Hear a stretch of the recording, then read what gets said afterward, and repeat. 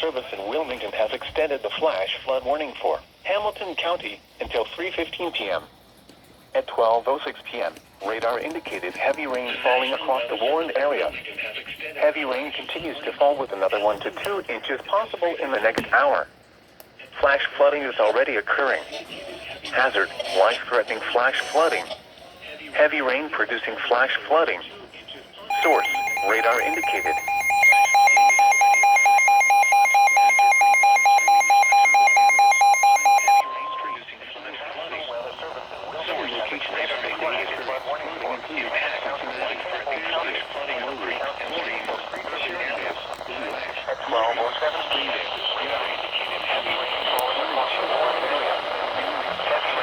Village Hills, Milford, Mount Healthy, Deer Park, Dayton, and Ludlow.